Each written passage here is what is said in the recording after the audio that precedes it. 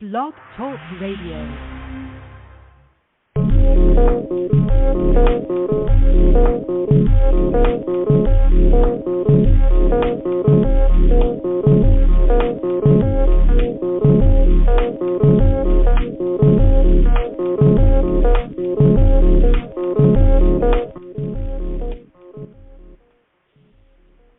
Coming to you from the Blog Talk Radio studio right here in the heart of Hudson County, ladies and gentlemen. It's always in Union City and Weehawken, New Jersey, working the marks here.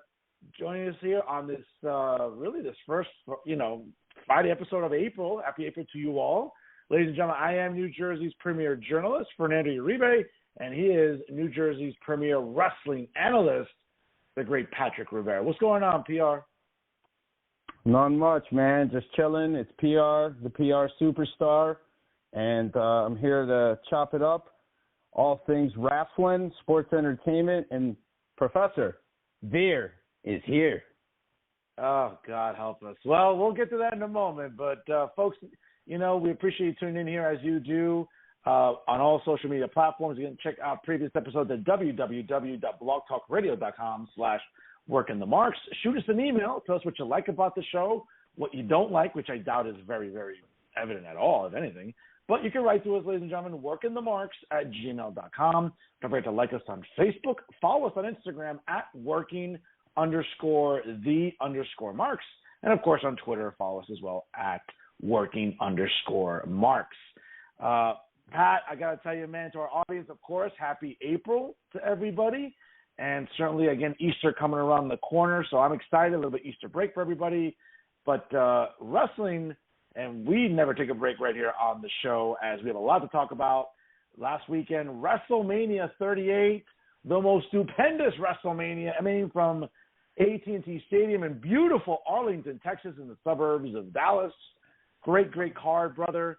I got to tell you, man, all things considering, as we're trying to get back to normal, seeing 75,000 plus people on night one, 77,000 plus people on night two. Hey, I think it was a great turnout. Despite what haters want to say on the internet, Vince McMahon keeps making gate, and let's be honest, putting on good shows, and that's what we saw last weekend in Dallas. So let's start with night one here. What stood out for you, man, for night one at WrestleMania 38?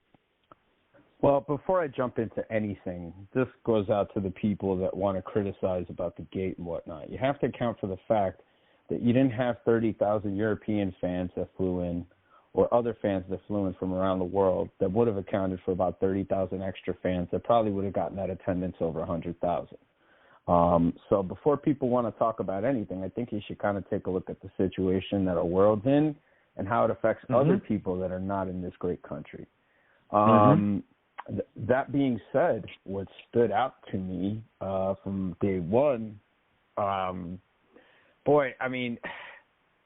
first of all, I just want to say I did not expect day one to be as stupendous as it was.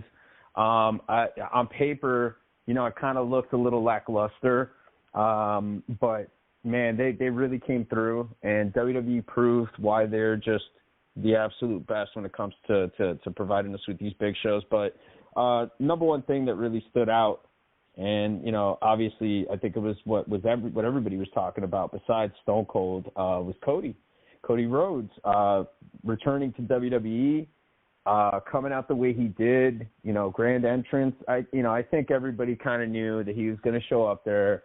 All the dirt sheet writers spoiled it for everybody. And, it was kind of known internally that Cody would be there. And he really didn't disappoint at all. I thought he had a fantastic match with Seth Rollins. I thought he proved that he belongs on the big stage once again.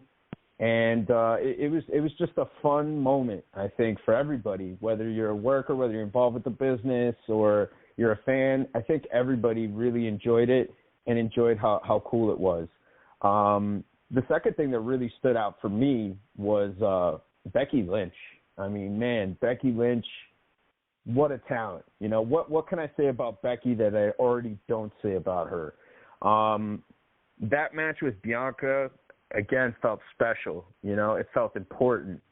The build was a little meh, for my liking, but, I think they did what they had to do to get to where they needed to get it to. But the match really just delivered, and I honestly thought it was the women's match of the night. And the third thing, obviously, I think was one of the things that everybody loved, and that was Stone Cold Steve Austin being back in the ring, competing in a matchup at WrestleMania, having that brawl with Kevin Owens all over the arena. Him taking that his old suplex bump that he used to take in the 90s, that was pretty cool to see.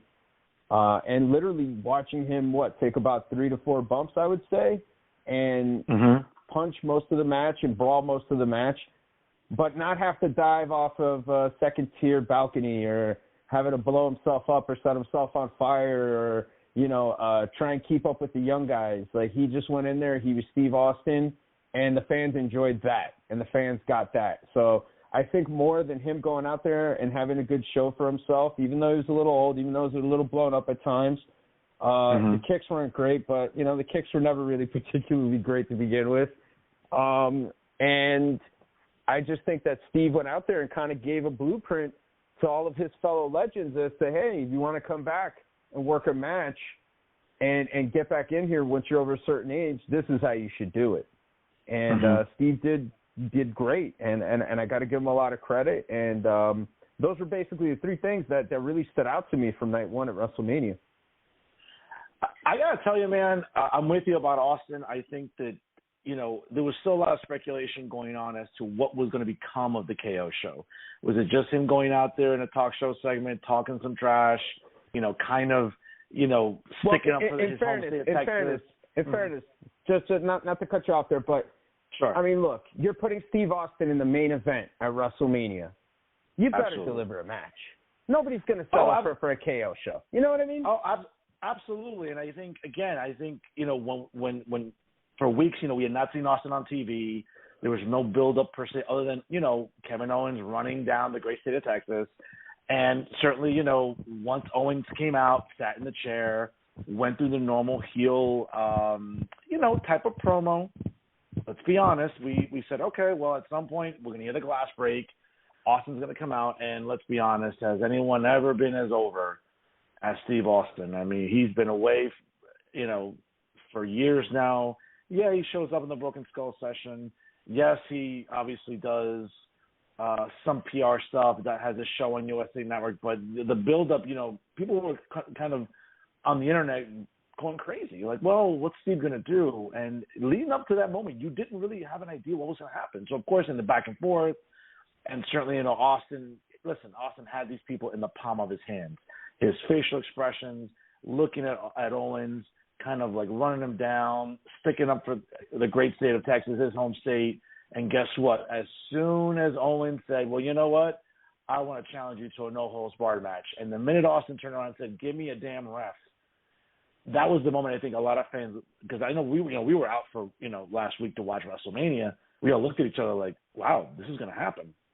And you didn't really get that going into this. So I think kudos to Vince for building up that suspense, that anticipation. We didn't know what we were going to get. We were going to get maybe a showdown, maybe a war of words.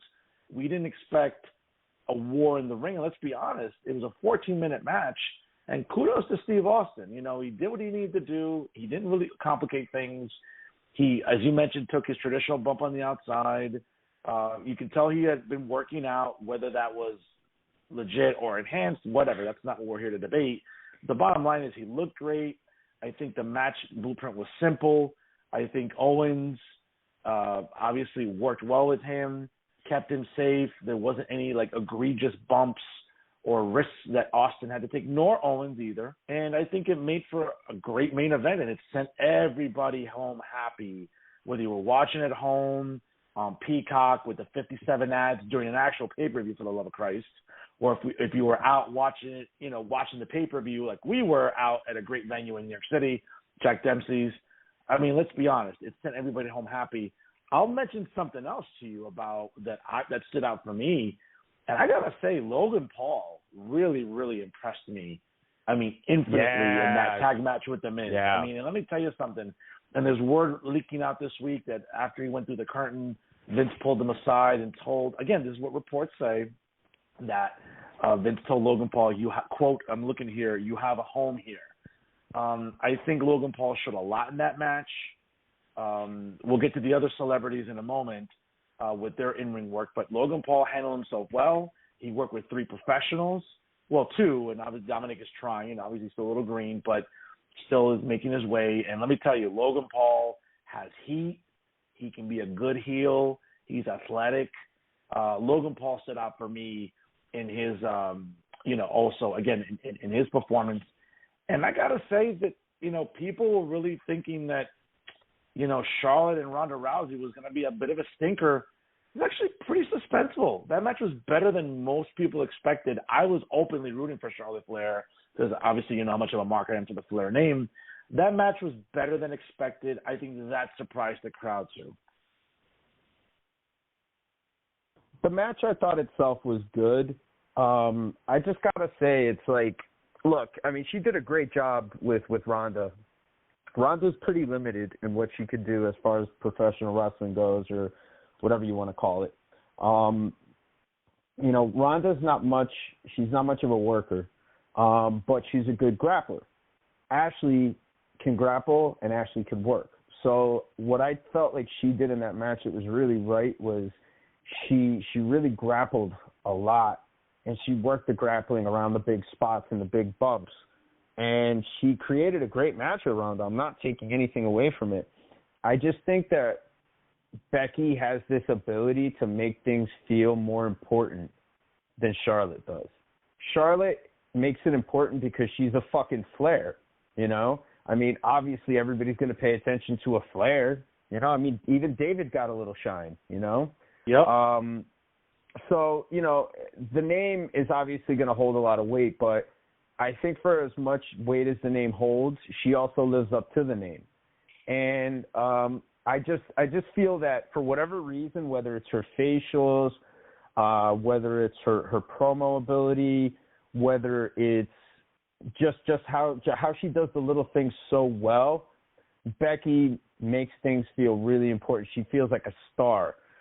Bianca is still, in my opinion, kind of green in some things, just the personality aspect of things. But, we haven't seen really a whole heck of a lot of emotion from Bianca just yet. But Bianca could talk, she could speak confidently, and she's a fantastic worker. She really, really is. Bianca has a lot of intangibles, a lot of things you really can't teach in the ring. And Becky really just had a fantastic match with her. She took what would have been a good match and made it a great match. And again, it's just the little things, her entrance, all the little stuff that she does, her facials, the way she sells things, kickouts, the camera work too is also a big part. But yeah, absolutely. I mean, Logan Paul, to piggyback along with what you mentioned about him, Logan Paul, man, I mean, first of all, say what you will about his boxing career, the guy was in a ring with Floyd Mayweather. Whether it was a work or not, he boxed Floyd Mayweather, okay? He boxed Floyd Mayweather. And then Floyd helped him out. There's no denying that because Floyd caught him. But what do you expect when you're in there with a guy of that caliber? But he held his own. He's a big guy. He's an athletic guy. He's built a following. He's been an actor. He's got a physique that's believable. You look at him and you're like, yeah, this guy could probably kick my ass, I mean, it depends. It depends what you look like, but he looks intimidating. He not only that, but just all the stuff that he did in the ring. He did it with so much confidence.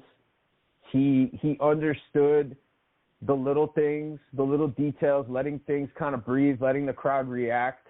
When he did the Three Amigos, he didn't fucking rush it. He did it. He did it well. And then the Eddie tribute. I mean, that was great. That was great. Yeah. That was great heel heat. I mean, there was people out there that thought that he was being disrespectful, and that's great. That's what you want. You want people to think that. So I think that there's definitely room for improvement. But man, for the most part, he has a grasp of things that are not really teachable. They're not really teachable. You either have it or you don't, and he has it. And I got to be honest. Yeah. I really look forward to his potential to return, and they obviously left it open-ended with The Miz hitting him with the skull-crushing finale. So I'm curious to see where that goes. But all in all, I think night one was just really a home run. I mean, even the biggest WWE haters had to admit that it was just really good. Was.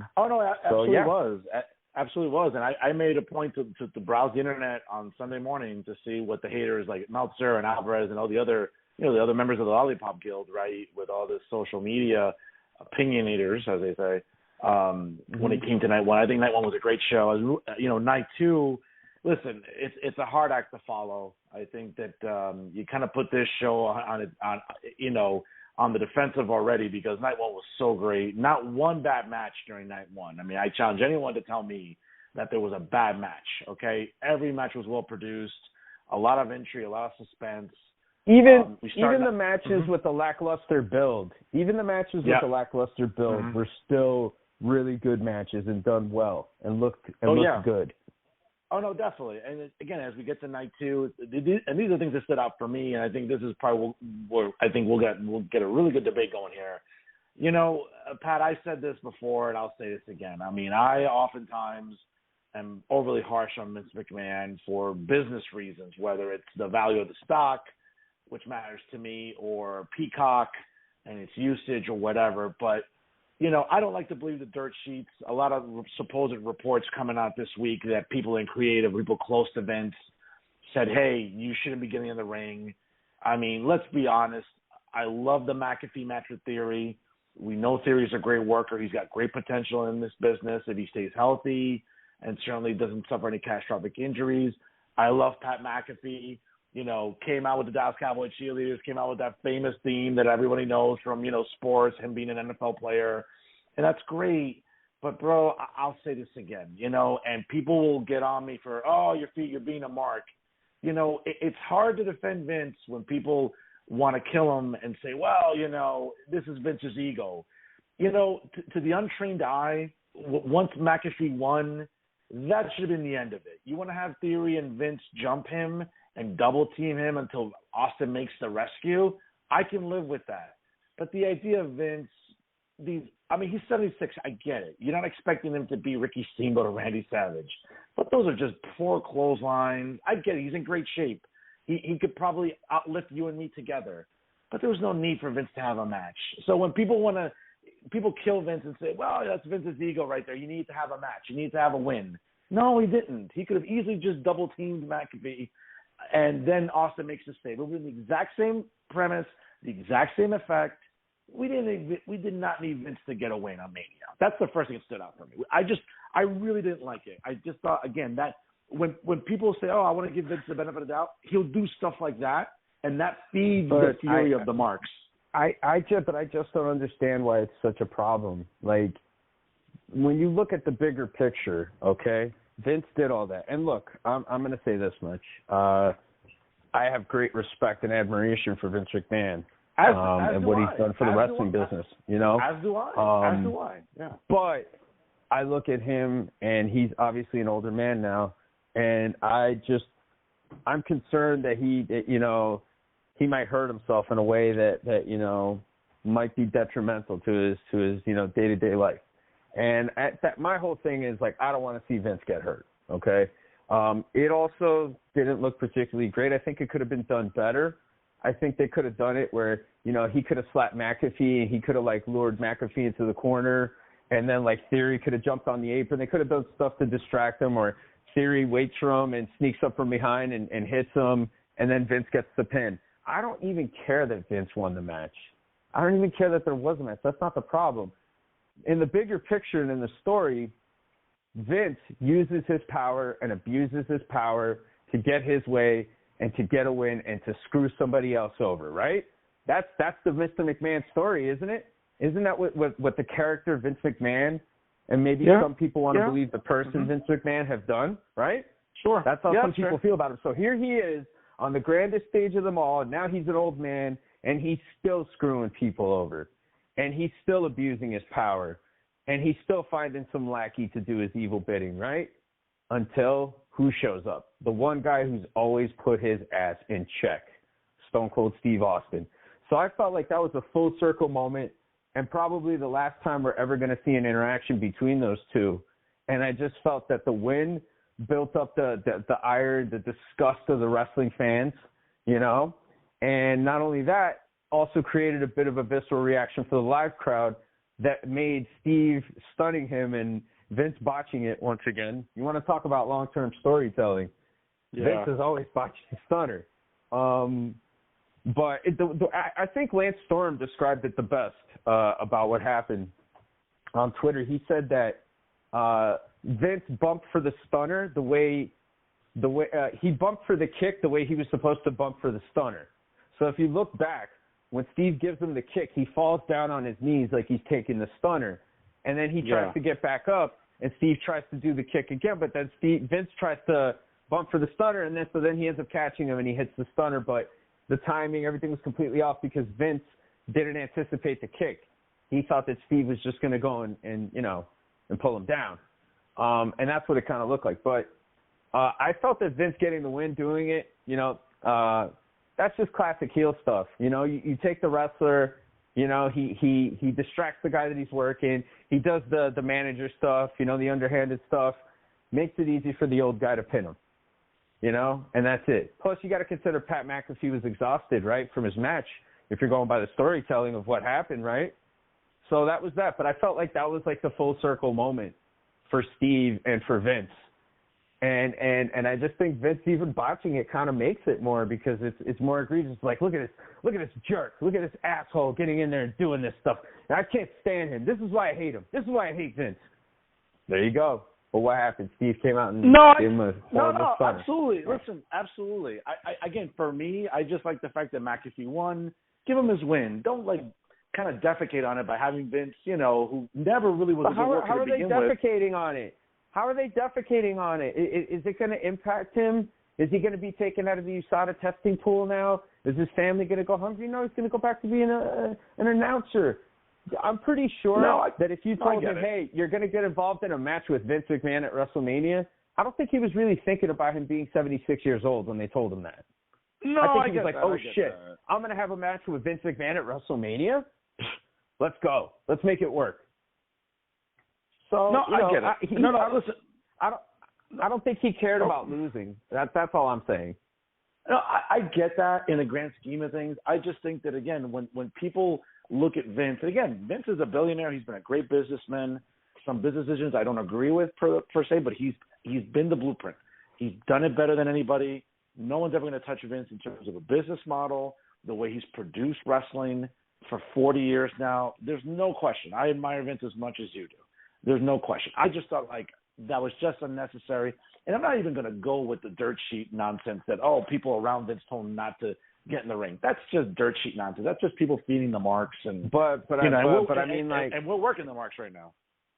Yeah, well, absolutely. But did that, does that win by Vince, does that ruin McAfee's push for you in your head? Is that why you're mad?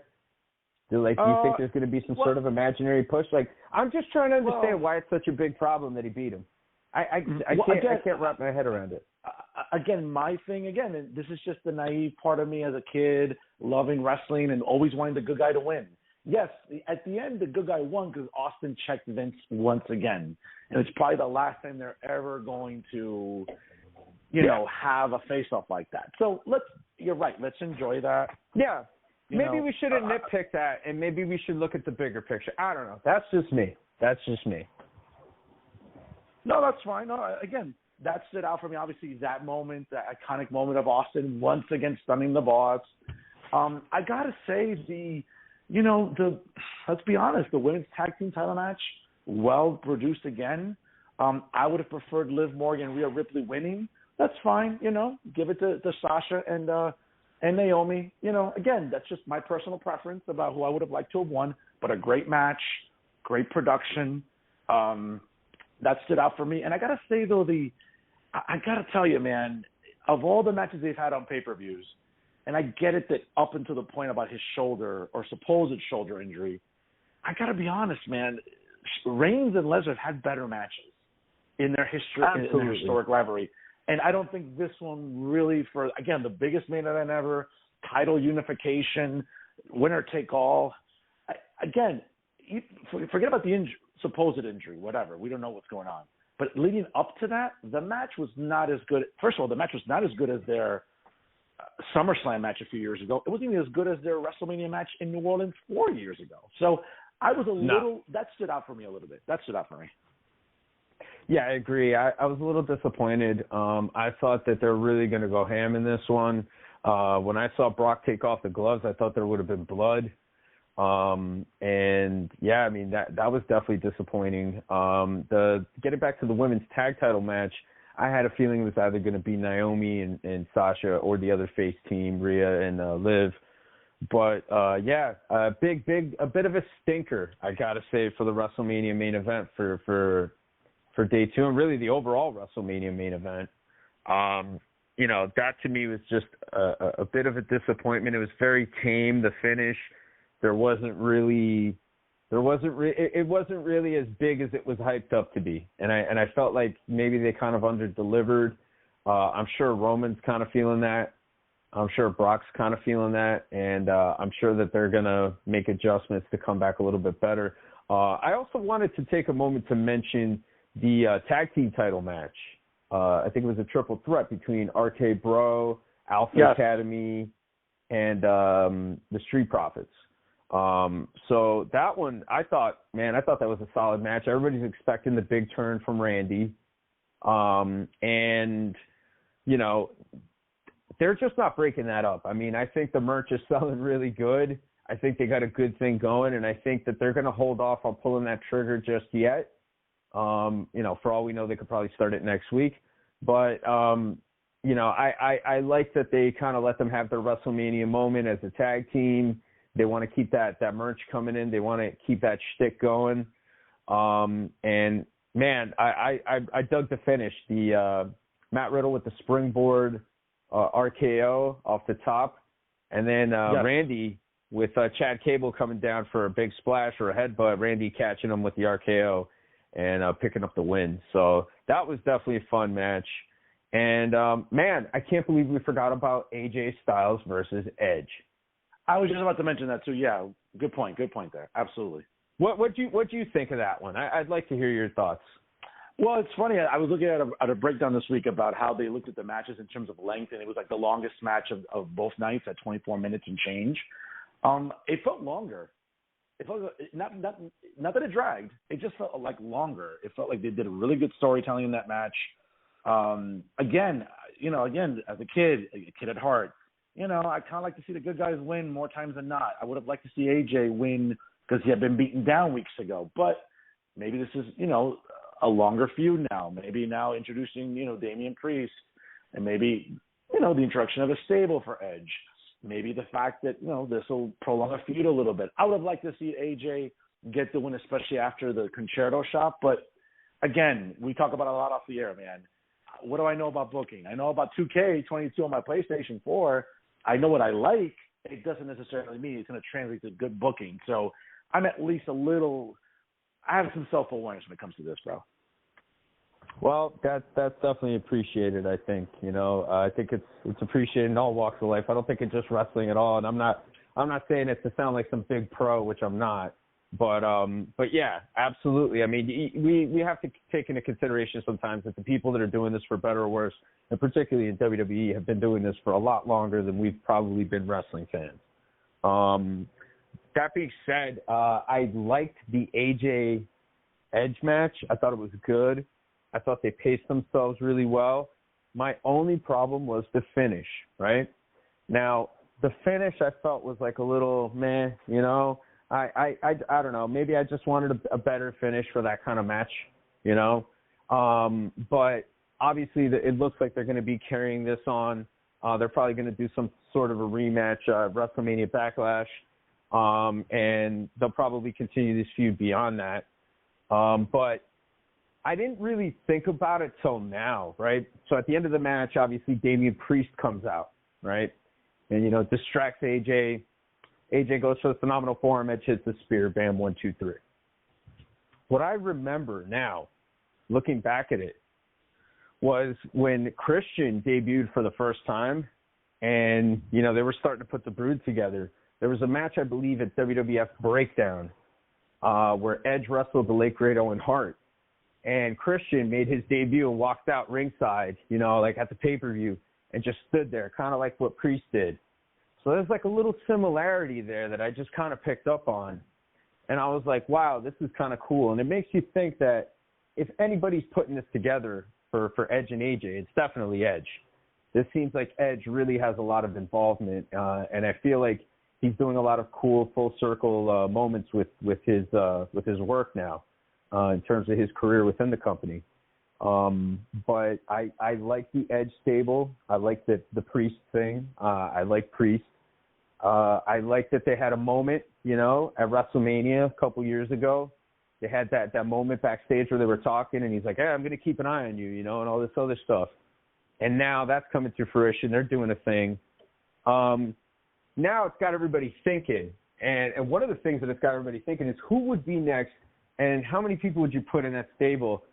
I got to know what you're thinking on this one. Who could you see being in Edge's stable? I'll tell you right now, let's make it a little co-ed here. Let's get Rhea Ripley in there. There's a dark element to her, right? The attire, the persona a little bit. You could tell she was pissed off losing the match and obviously being a little, you know, I fully anticipate Rhea to do something this Monday to live and be upset because they'll probably lose that match and she'll just get frustrated and she'll turn. And you know what? I think that'd be a great deal for her. I think a co-ed stable would be great. With Edge, and I'll be honest with you, his new theme is even catchy. It's growing on me. You know, I think Damien Priest, not to say he was languishing, but he had his big moment last year with Bad Bunny. And certainly, you know, he had a title run with the U.S. Championship. Had a pretty stout U.S. title reign, too, as well. Let's not forget that. You know, he held the U.S. title for quite some time as well. No, absolutely. You know, absolutely. You know, I mean, it's, you know, it's, you know, it's, to me, it's, I think it has the potential to be a good stable. I think it's going to do some damage on Raw. I think it'll be compelling. Again, listen, great matches overall this weekend for nights 1 and 2. And I got to say this as well, because this goes out to all the marks that complain online. I know you read it, man. I know I read it too. There's no satisfying wrestling fans. Like, wrestling fans, I think, bitch worse than our ex-girlfriends who want to nitpick about things. And it's like, you know, when I went to WrestleMania 3 years ago here at MetLife Stadium, okay, I mean, listen, again, as I cut a promo 3 years ago and I put it on my Throwback Thursday, you know, the Mara family and Woody Johnson got to be grateful to Vince McMahon because there's no way that dump of a building gets sold out for anything. Okay, so Vince, they have to be eternally grateful to Vince for that. But, you know, 3 years ago, that Mania was about 8 hours long. And I get it. I willfully went there. I paid money.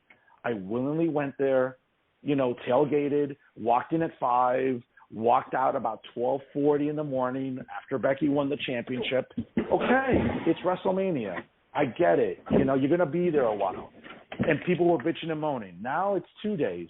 And people are bitching and moaning. I think, you know what? I think Vince, just to piss off people next year in L.A., he should make it 3 days. It should be Friday, Saturday, and Sunday just to piss off people because at the end of the day, they're still going to go fill up SoFi Stadium, Wi-Fi, whatever the hell that place is called over there in Inglewood, California. And you know what? I think Vince should just do a 3-day event just to piss off people. I would love it. I would not be surprised if Vince did do that at some point. I mean, but, you know, kudos to him. At least he's kind of cutting people in on the money. For whatever reason, I guess, you know, he figures he's going to combine, you know, the WWE shows with whatever they're doing for NXT. So he kind of eliminated that element. But, I mean, I don't know. I think 3 nights is a little excessive. I think 2 is good enough. But I could see it. I could see something like that happening. I don't rule anything out when it comes to them.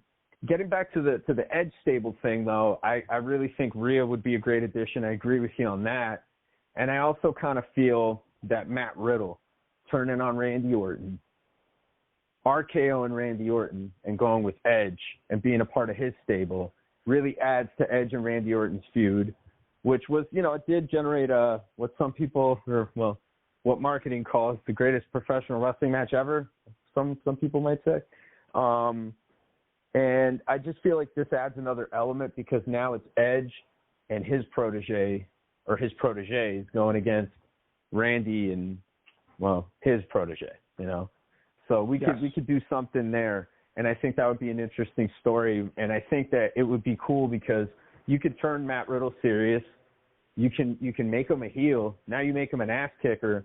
No more of the bro, no more of the Jeff Spicoli stuff. That's out the window. And now you make him a killer, and that's the way to do it. Where you make him a killer, not only is he a killer, but he took out Randy Orton. Oh boy, that's some good storytelling, isn't it?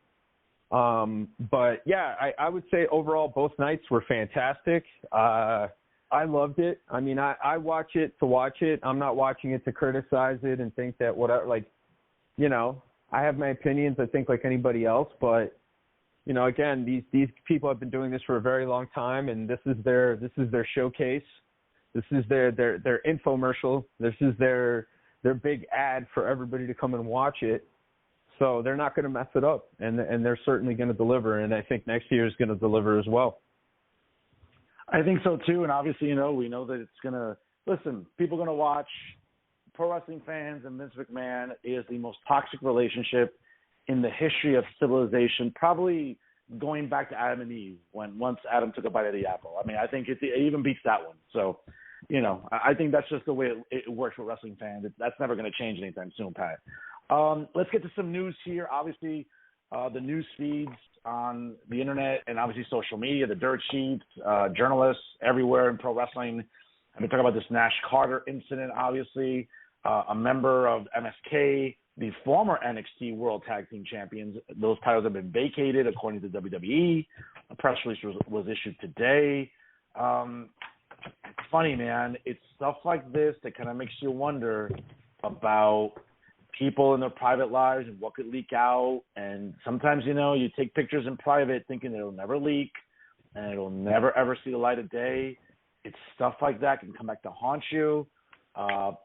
Allegations of domestic violence, infidelity, potentially, not allegedly, not confirmed, allegedly. This just has a really sad soap opera smell to it, and it shows with Nash Carter being released this week. Again, one of the better workers. MSK has been one of the better tag teams in NXT for more than a calendar year now. He definitely has some talent. I think his partner is a little bit better, a little bit more of the complete package. But I mean, look, at the end of the day, I'm not going to really chime in on either side. I hope that both people get whatever help they need to, you know, resolve whatever it is they're trying to resolve. But, yeah, I mean, look, you know, you got to be careful. I think we all have to be careful, you know, myself included. You know, you never know what jokes, what things you might have done or said or whatever that in nature were harmless or in action were harmless, and they come back and bite you right in the keister. But in regards to Nash Carter's situation, from what I understand and from what I've read and been following on the absolutely 100% reliable Twitter, she and Nash had separated for some time. They were going to counseling to try and work out, you know, their situation. And unfortunately, they weren't able to work it out after one session, and they had ended up separating. She was living somewhere else. He was living in Florida with his tag partner and his wife and their kids. And basically what ended up happening was that he was down there for a month, and I guess she found out that he had been having an affair with NXT superstar Gigi Dolan. And she got really upset about it, and then shortly after, I think she was served with the divorce papers on Monday. So I think the combination of the two things are what led to her releasing the picture.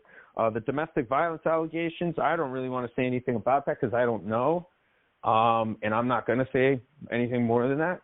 But, you know, the picture thing, you know, is definitely really unfortunate. And, you know, look, it's silly stuff, man. It's silly stuff sometimes, I think, that we think is going to be, you know, a joke amongst friends that, you know, comes back to bite you when you have some level of notoriety. So you have to be smart, you know, and I also have to say, aside from that, you know, the Nazis really the biggest losers ever. No thanks. You know, no thanks. But I'm with you, man. This just seems like a really unfortunate incident. A lot of moving parts here. Again, allegations of infidelity, allegations of domestic violence, allegations of straight-out racism, bigotry. This is going to be, listen, I think it's going to make it very difficult to get work for some time. We all know that this can get you canceled real quick. It can get you blackballed. He doesn't have a lot of options right now. Obviously, he can go back to Impact where he started basically in the recent years. Tony Khan is not going to take him in. We all know that how, socially progressive AEW is, how woke they are, whatever. They're certainly not going to employ him. It might take some time for this guy to sort of, recuperate whatever capital he has with his reputation. It might be a while if we ever see this guy wrestle. Not for 2022. It might be a couple of years from now, man. He might have to be doing something else or take indie bookings or something else because right now he's under the microscope and it's a bad blemish on him. Nah, I think he's done. I think he's toast, man. I think he's toast. I mean, dude, like even if the legal stuff, the allegations of domestic violence, everything else, stuff, all that gets resolved and whatever, let's say, he's cleared of whatever, okay, fine. Or whatever the situation is that works on his favor, fine. You know what I mean? These things happen. I think he'd be able to find work even after that. The picture, whether it's a joke or not, I mean, dude, it's a tough sell to your locker room. It's a tough sell to your locker room if you're an indie promoter. It's a tough sell to your locker room if you're Vince McMahon. I don't know. I mean, look, WWE, I think, have people in place that kind of keep tabs on this stuff, that kind of look into this. And I think also, they do their own type of background checks. Matt Riddle, that whole situation, they knew about that. They knew about the situation with the girl, the allegations and everything else. But, there was other people, too, that had similar situations. And look at Velveteen Dream. He got released, right? Velveteen Dream got released probably because there was probably something really bad there that they were just like, nah, even if whatever gets worked out, we just can't keep you. So WWE don't generally release people unless it's a serious, serious issue. You know what I mean? Unless it's something that they just cannot sell. And I got to be honest, again, you have to go back there. You have to see your coworkers of every color, probably Jewish, some of them too. And you have to look them in the eye and tell them that you're sorry about that. And even if you are, even if it was a stupid joke, it's just a hard sell. So I'll be honest, I think he's probably done. And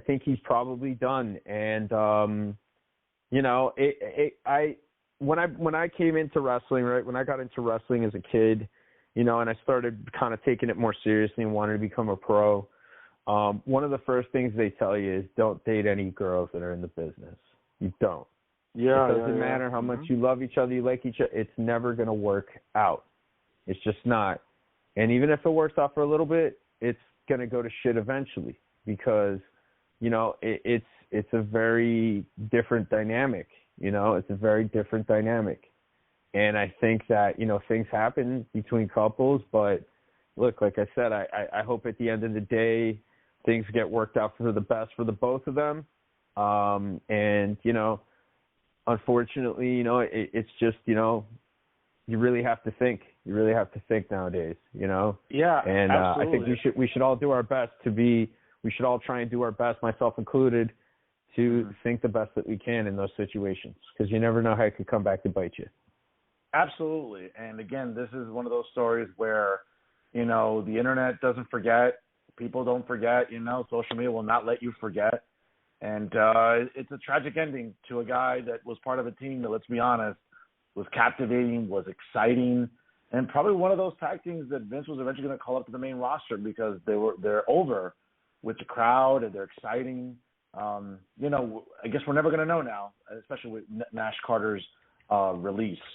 Pat, let's get to our main story here this week. And obviously, last weekend we got to see Cody Rhodes debuting at WrestleMania 38, kind of coming full circle. I think, I'll be very honest, I think there's a hidden symbolism here that a lot of people aren't talking. And as a journalist, I take a lot of pride in talking about issues that people don't want to talk about. I know you do as well. I think Cody's one of those rare examples, very rare, where, back in 2016, they offered him $500,000 to stay, according to reports. He decided to not resign. He decided to go, across the world, keep working on his craft, went to New Japan, went to Ring of Honor, met with Tony Khan to help start AEW. And, he changed his look, changed his gimmick, bleached the hair, got that just gruesome-looking neck tattoo. I mean, that was eventually later, but, early on, he just, bet on himself. I think it's a great story for a guy that made the most of not a second chance, but just to believe in himself and, bet on himself, and he did that. And now he came back to WWE. Vince McMahon saw his value. I don't know the confirmation for sure if it's $3 million, but hey, 6 years ago, Vince wanted to resign for $500,000. He came back. He's making $3 million allegedly. Talk about working on you, betting on you, and coming back to a much better situation where A, he's going to have better production value, B, he's going to have more coherent structure than apparently what we're learning about AEW, and 3, I think, as he's hitting 40 soon, there's a good way financially to help set up his family. Brandy, his wife, his new daughter, they may want to have more kids, who knows, but I think it's a great story about Cody coming back, and I think it kind of begs the question about what other AEW stars could potentially defect and move up in the professional ladder and go to WWE. Who stands out for you right now on the AEW roster?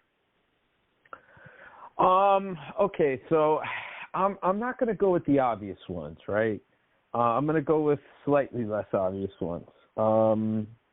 I really see that once her contract is up, I see Jade Cargo going to WWE, and I feel like that will be her finishing school. I think that she'd be able to improve. I feel that she's somebody that can make them a lot of money, and she can make a lot of money. I just think a lot of it has to do with whether she's teachable or not. But she definitely has a lot of confidence. She carries herself like a star. I think if the work could get better, and there looks like she has a grasp of the fundamentals and is willing to improve and apply herself, I think that the sky's the limit for her. She's really gonna do fantastic there. My second one is gonna be Wardlow. I just, for whatever reason, I feel like even though they're pushing him now, they're building him now, they're kind of doing this thing with him now, I just feel that sooner or later he's going to kind of go by the wayside, and he's going to be kind of like slightly forgotten. And even if he does ascend up the card and he's somebody that might get a push, you're never going to know how good you really are until you take it to the next level. And I just think that in his case, even if he ascends up the card and becomes one of their big guys, he could be somebody that could be signed by Vince. Take a look at, former Impact guys, Impact pretty good. EC3, guys like that, Eli Drake, all these guys from Impact, these people that made names for themselves, there, that he was like, hey, wait a minute, Bobby Roode, AJ Styles, okay, I'm going to bring these guys over. So if Wardlow can kind of be something similar in that vein, I could totally see him coming over, and I could see him getting his finishing school there too, because he certainly has a look. I just think his matches are a tad bit redundant. Maybe it's by design with the way they're trying to book things. I don't know. But I see him being a guy that could go over there. And my third one is arguably the biggest wild card out of all of them, and that's CM Punk. I just think that sooner or later, something's going to happen. The bad blood is gonna boil over. Things are going to change, and I just think also that Punk is going to take a look at the hourglass, and he's going to kind of see the sand kind of going on the other side, and he's going to say to himself, hey, wait a minute. I need to go cash in, and I need to make one last big cash out, get myself inducted into the Hall of Fame, have a WrestleMania thing, give myself a WrestleMania main event, and then retire. and that'll be that. And again, I mean, look, we don't know how much of it is gimmick. Is there some truth to his words? Absolutely. He has criticisms just like anybody else does, right? And he's also, was their guy for a while. I can't speak of his experiences. I've never been at that level. I've never been at the level that he's been at. But I think that money really talks. I think that he's going to want to get in on it. And, I think for as much as he has a good working relationship, it seems, with Tony Khan and a reasonable amount of creative control, I think eventually that's going to kind of lose its luster for him. I think Punk is one of those guys that needs to be upset to be able to perform at a very high level consistently. And there's no other place to get upset other than working for Vince McMahon, so the marks tell me, right? Well, I mean, listen, I like your list. I think there's a lot of merit to all of your choices. I think that what stands out for me really is Jade Cargo. I think that, listen, she's not going to get any better structure-wise under the AEW Ring of Honor umbrella. We don't know who's working with her backstage. I mean, she's still very green right now. And I get it that the women's division isn't really – obviously, there's no better women's division than in WWE, right, / NXT, as we know it presently constituted. So I like your selections. I'll say one that stands out for me, and you may laugh when I say this, but I think there's going to come a point when FTR are going to just exhaust whatever it is they're going to do in AEW. And I think Vince at some point down the line might look at them and say, hey, that they're still a valuable tag team. I love them. I know that, we have a lot of jokes off the air in conversations. I know you call them like a glorified brainbusters. I like that. I like their look. I like their gimmick. I'm a mark for the Midnight Express. I like their variation of the song. I like the way that they kind of like bring back nostalgia with their attire. I get it. It's overbearing. It's gratuitous overselling. But to me, I think that at some point down the line, Vince could definitely bring them back, be a tag team that, maybe towards the end. I mean, he did the same. Listen, let's be honest. He did the same thing with Anderson and Gallows 6 years ago. He kind of brought them in towards the tail end of what was supposed to be, a team that was still marketable. I could see that happen with FTR. That's just my opinion. Another person I think that I could see jumping ship, and, you're seeing her get better. You're seeing her get better in the ring, on the microphone. She's an established star already to some extent, not the women in WWE established, but I think Thunder Rosa has a lot of upside, and I don't know what her age is. I'd have to Google it. She might be in the north side of 30, so I think that works in her favor. I think she's someone that Vince would look at as, hey, she checks off boxes. She's Latina. She, could be sort of one of those crossovers type of stars. I think that's someone that Vince would be interested in. And the third one, I was just thinking about it this afternoon as I was preparing for the show, and this is one that you're probably going to be very, very, very shocked about. I just have to say that I think as he gets older in age, and once he exhausts his time in AEW, I think Vince McMahon could easily bring back someone like Adam Cole and still use him. I don't know what capacity, but could still bring him back at some point when he's on the south side of his 30s, which isn't still for a few more years. I just get the sense, man, that people are jumping to AEW and signing these 2 or 3 year deals with nice money. At some point, that fountain is going to run out of water. And I don't think Tony Khan is going to have that F around money that he did in 2019 when he started AEW. And I think people are going to learn that. And that's why, again, Cody jumped. For the reasons I named, but I think also, too, the fact that Khan wasn't willing to honor his original salary. And I get it, that came with the EVP titles and all that stuff, but if he wasn't willing to pay Cody $2.5 million now, and he wanted to still take a pay cut, Vince is still profitable. He's going to be profitable. I could see someone like Cole jumping down the line because he'll get money. And those are my 3, man. Your thoughts? I could see it. I think all 3 are pretty reasonable. I think we'd also would have to mention the obvious ones like Bryan Danielson. Bryan Danielson obviously is a guy that I think once his contract's up, he's going to go back to WWE. He's going to do one last run. He's going to get the Hall of Fame induction, everything, and then he'll hang it up, or he'll probably end up working in developmental, with NXT or something, which is something I could see him doing. And from what I understand, Cody might have some sort of involvement with something like that later on down the line as well. But Jon Moxley, that's another name I think that jumps out. He's got history with Roman. He's got history with Seth. They could always bring back the Shield for one last run. There's a million and one different things that they could do.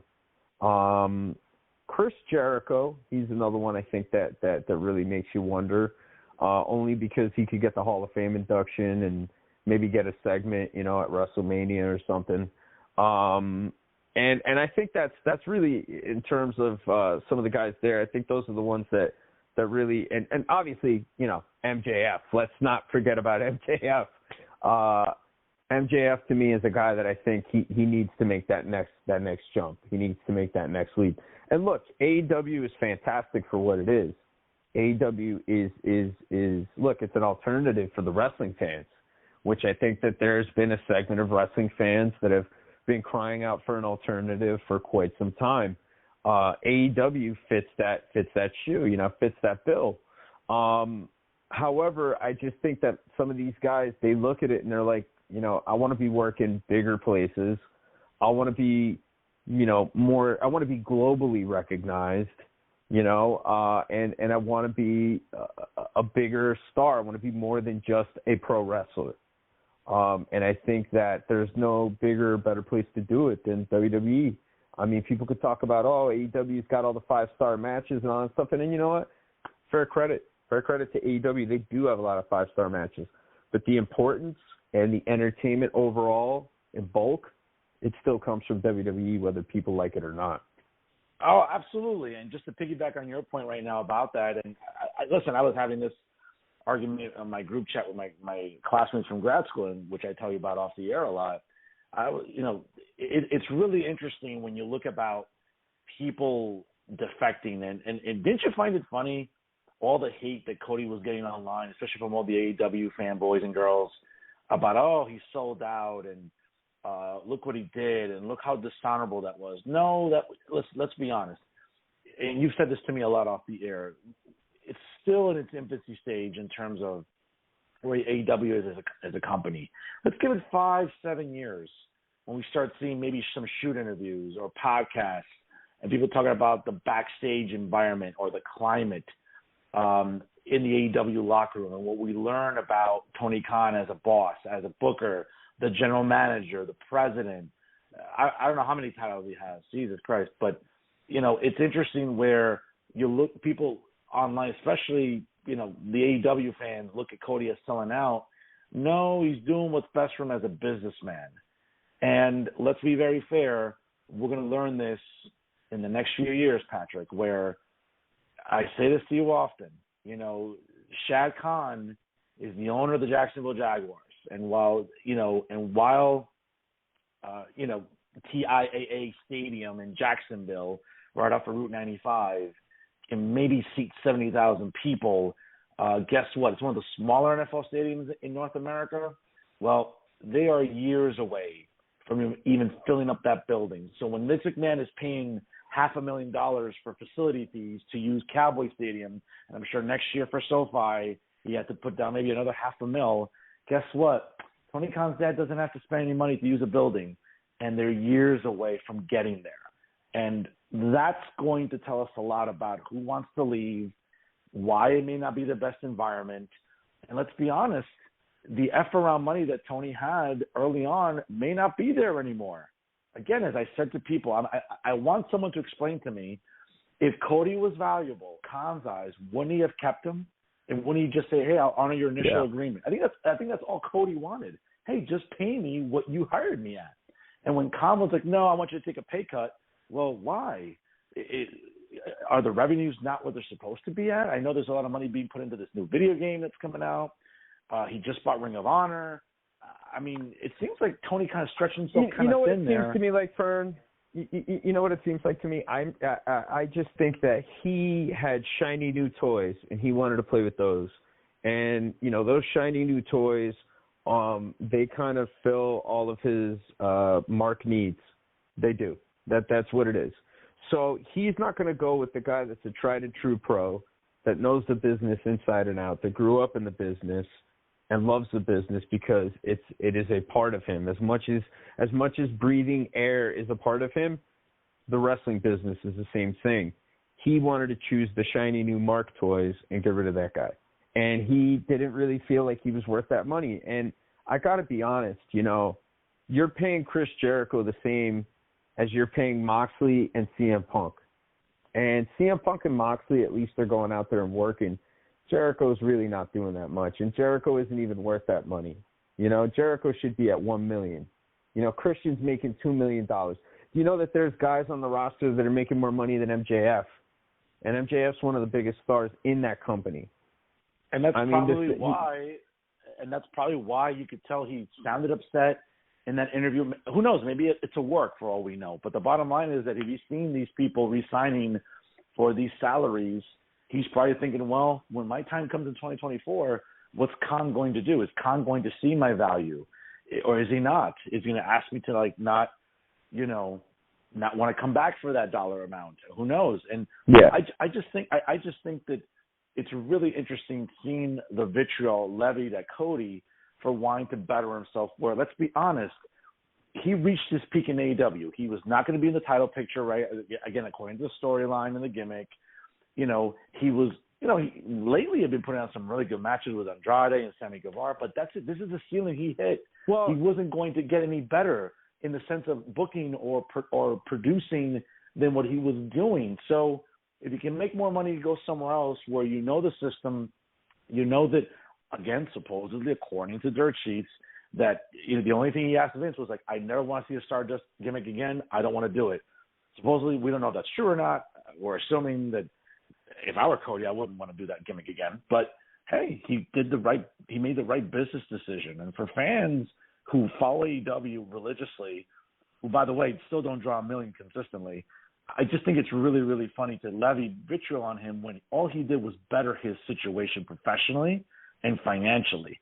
And isn't that what it's all about at the end of the day? Absolutely. It's all about making the most money that you can. I think it's corny for wrestling fans to be that way. I mean, I think that he did as much as he could do in AEW. I just think that, having a kid, I think, Tony Khan not letting him be an EVP, because I think really the big thing for Cody was setting up his life after wrestling. And I think that that's something that he wanted more than anything. Because, I mean, he's had a good career. He hasn't had that many serious injuries. He's a guy that's been relatively healthy, so he could still work, and he could still work at a high level. I just think that he wants to set himself up so that after he's done, he can help build the next stars of tomorrow. And more importantly, I think he could get an in for his Nightmare Factory too, and provide a place for them to go, for his best students to go there and to pursue their dreams as well. And I think that, there's a big part of that I think resonated with Cody, I think personally and emotionally, to be able to go back and probably have the promise of being able to do what his dad did in NXT and, being able to mold, or help mold stars for tomorrow. I mean, they even mentioned it, in the match, Corey Graves, where he was saying, Cody's, best student versus, Cody's son, that's great storytelling. And I think that there's a part of that that's true. And I think it's just a beneficial deal on both sides. I think pushing Cody for the title is going to be interesting because, now you have a guy that, the fans could believe that could beat Roman, that isn't, Drew or Brock or any of the other usual suspects. And I think it's a great move for him. And I think anybody who's mad about it is a child and needs to grow up and look at the mirror and stop being an asshole. Okay. Because I think if you had the opportunity to better your life, you would, and everybody else would do it. So, yeah. And the irony is that Cody debuted at WrestleMania last week in front of 77,000 people. He was never going to see that in AEW. And I keep saying that. I'm not saying this to be mean-spirited to all the AEW fans to get triggered and get very defensive. Well, but AEW is years away from ever even filling up half a building, much less a building with 77,000 people. Let's be real. I'll disagree. I'll disagree to that. I will, and I'll tell you why. I think that it's not a matter of them being able to get there. They have the roster to get there. They have guys that are stars or that have potential to be stars, okay? And I just think that the biggest problem is Tony Khan's booking. I think if Tony Khan got his booking right and figured out the way to do crossover, stuff like Vince does, with Jake Paul, with Bad Bunny, with Johnny Knoxville, with people who have big movies that are coming out, I think if he figured out a way to do that and incorporate it with his company and help his guys get over and push his guys in a way where they're interesting, where they're compelling, where they're not just good wrestlers who are going out there and, talking about, wrestling and stuff. No, like where there's character, where there's like soap opera style storytelling over a period of time and they make them big personalities. I think that they can do it. But they are, to some extent, years away from that because they're not really showing any signs of improvement. They're really not. There has not been a drastic difference since Regal's gone there. Not yet. Not at all. And again, let's look at the numbers. Again, you know me. I'm a stat fan, and I look at numbers. I'm all about quantitative stuff. At the end of the day, the rating just came out yesterday, and it was still 989,000 people. The AEW fans, Meltzer, Alvarez, the Lollipop Guild on social media will say, well, let's just round it up. It's 1 million. No, I need to see 1 million plus, not 1,000,000.003. For as bad as Raw can be sometimes, and we've talked about this off the air, Raw can still draw 1.2, 1.3, maybe when the NFL is not on, guess what? It can creep into the 1.4s, again, 1.5s. It may not ever get back into the 2 million plus. It may not even do that. Who knows? But guess what? Even on when we think it's not a great Raw, it's still drawing 1.2, 1.3. AEW doesn't do that. And again, getting back to Cody debuting in front of 77,000, re-debuting in front of 77,000 people, I'm sorry. It's embarrassing that Khan can't put his ego aside and try to get wrestling people behind the scenes to help him. Because, again, they are years and years away from even filling up Jaguar Stadium, which, again, they can use for free. Khan is saving money by not even have to pay a facility fee. That's what people don't realize. And they are years away, even with this roster, okay? And even whoever they sign or whoever they bring in, whatever, they are years away from ever filling up that ballpark. And that's an indictment of Tony Khan not willing to adjust or maybe transition into something more attractive from a production perspective. And that's going to keep dooming AEW. But fans don't want to hear that. Fans are just, well, they're young. No, you can't have it both ways. If it's a new company, the bloom is falling off that rose. Okay? Sorry. You can't just blame it on, it's a new company. Let's give it time to marinate. This is not a calzone, folks. There's not a souffle. Let's not complain about the 40-year head start or whatever it was, or 30-year head start. Whatever lines that they like to use as rebuttals. I mean, look, you have to look at it like this. This guy has the money. He has the means. There are people available. There are people available that know how to do this job, that can help him, that can teach him, that can improve his company, and can get the most out of the talent that he has available. And the problem is that I think he's taking up too much on his own. He doesn't have a grasp and an understanding of how to create a superstar. He might know how to make a cool wrestling character or a cool wrestling persona, but he does not know how to make a superstar. He does not know how to make somebody that people are going to pay to see. He does not know how to make somebody that athletes are going to mark out for.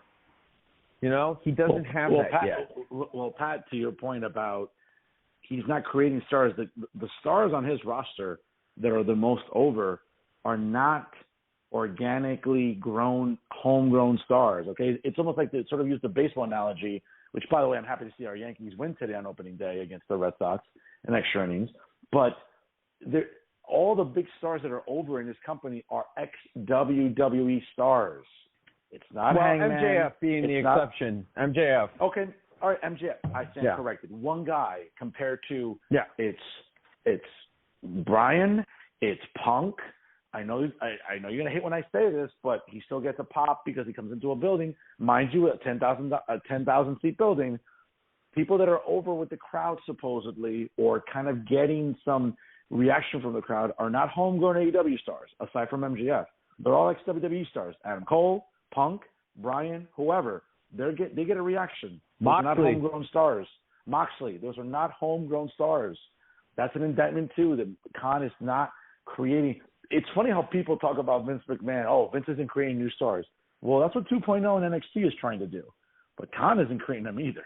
You got to be consistent. If you're gonna attack Vince because you don't think he's creating new stars, well, Khan's not creating new stars. Sammy Guevara is not a star. Sammy Guevara is not a star. Okay. No. Darby Allin is not a star. No. Darby Allin, they had a chance to do something with him. Now he's just another guy.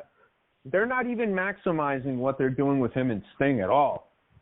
No. You know, it's just the whole presentation to me is really what's lacking. The idea seems good, but the execution and the presentation it's not working. It's not working. You know, and I think Tony Khan had a golden opportunity to pick up, you know, a lot of disgruntled WWE fans that haven't watched in a while. This will work for you. You know, you're a politics guy. They would be similar to swing voters. You know what I mean? That's what they would be. That's right. They would be swing voters. You know, absolutely. They would be people that you pick up to your side. You know, and I just think that Tony Khan has really failed in doing that. Some of the stuff that he's done is good, but their rating is just treading water. It's just treading water. It's not trending upwards. It's not really doing anything. It's just kind of floating. And people will say, oh, well, they're doing good because they're floating. Okay, they're doing good because they're floating, but you shouldn't be striving to just float. You should be striving to put on the best program that you can with the talent that you have because, look, they have a lot of good workers there. But they're not giving them compelling stuff to do. They're not giving them interesting things to do. And there's a lot of interesting potential matchups there that I feel like they're waiting for because, oh, well, you know, this is a long-term story. No, you got to tell your hot stuff now. You need to grow your audience. You need to grow your audience. And they're still not doing it. Absolutely. Speaking of compelling, we're going to leave it right there, folks. And listen, what we try to do here every broadcast is give you compelling content and some compelling conversation to sort of engage in with your fellow pro wrestling fans. And that's what we try to do here every single time that we record Working the Marks here on Blog Talk Radio. Pat, before we call it a day here on the latest episode of Working the Marks, what are you looking forward to? Again, obviously now since WrestleMania is over, we got Backlash coming up. WrestleMania Backlash, the premium live event? Well, you know what? If I go to Jack Dempsey's in New York City to watch it, it's a pay-per-view. So I might just do that and say I watched the pay-per-view. So yeah, I'm just going to watch it from the comfort of my home on Peacock. So it's a premium live event. There you go. What do you think is, what would you like to see happen coming up this spring here in, whether it's WWE, AEW, whatever? What are you looking forward to this spring? I hope to see some of the top talents in AEW go to New Japan, namely Mr. Bryan Danielson. I hope we get to see Okada against Bryan Danielson because I think it's going to be everything they say it is and some. I'd like to see Moxley go back out there again. I don't really think Punk will do it, but it would be interesting if he did. I definitely look forward to seeing Bobby Lashley and Brock Lesnar meeting up somewhere down the line. I look forward to Matt Riddle and Randy Orton and what's going to happen there. And I'm really excited about Edge's little stable, where that's going to go and how Cody factors into the title picture. Well, great things to run down. I'll just say I'm looking forward to what will happen with Roman.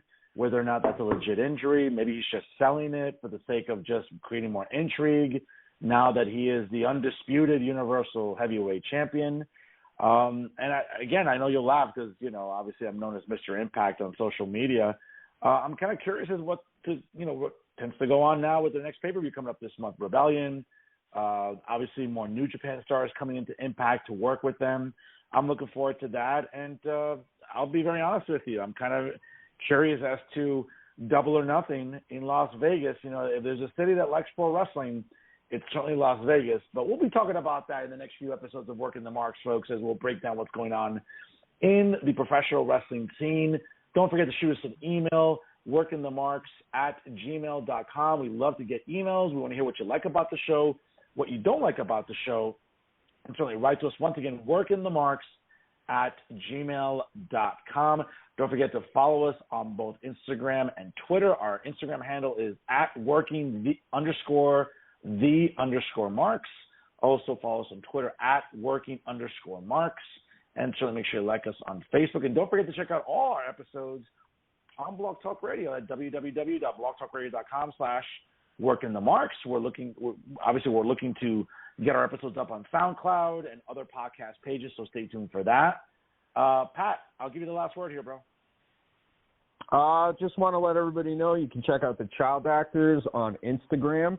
And also, the Child Actors will be playing live again back on May 14th, 2022. We'll be at Koromoto, I'm going to anglicize it, and Koromoto in Union City, New Jersey. We'll be playing that evening with Sueo Loco, Palagra, and Mr. Kiboidi. So you can check all those artists out on Instagram, and you can check out the Child Actors on Instagram. And I hope to see some Working the Marks fans out there at the show. It'd be great to chit-chat and shoot the shit on some wrestling.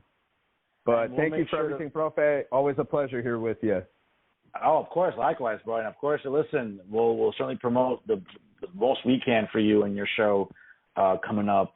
Ladies and gentlemen, if it's the best pro wrestling podcast, you always know it's Fernando and Patrick, because we are Working the Marks here on Blog Talk Radio. Folks, have a happy Easter. Enjoy with your friends and family now that we get to enjoy it now with some sense of normalcy again. Happy Easter, everybody, and we'll see you next time here on Blog Talk Radio.